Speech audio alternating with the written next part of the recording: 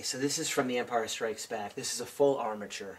This was made by Phil Tippett as a study model to build the actual Taun Taun from. So to get the idea of movement and scale, they built this fully ball and socket armature, they coated it, and then from this he built the Taun Taun that was used on screen. So again, Phil Tippett is the master of stop motion animation, and this is, you know, just a classic piece from his shop to have an actual armature of a Taun Taun.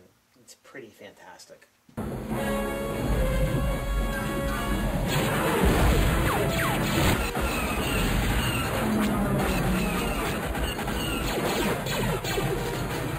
This is from Star Wars Empire Strikes Back.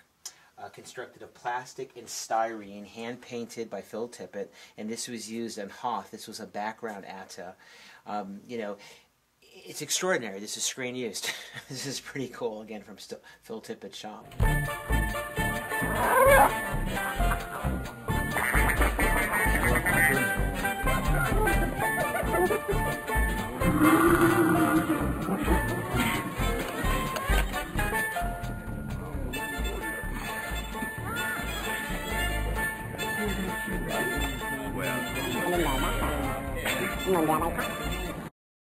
This is an original Cantina mask from Star Wars, the very first film. This was made by Phil Tippett.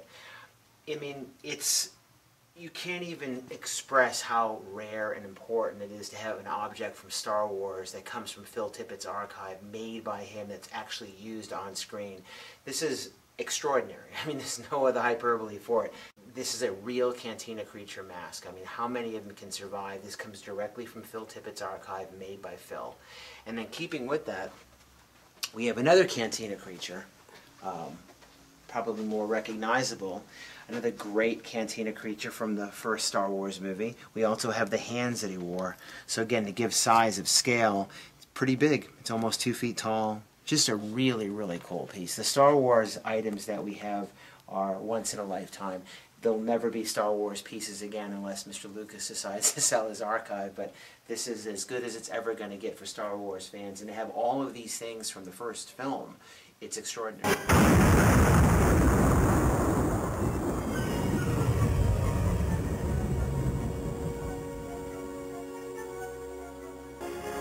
Remember, the Force will be with you, always.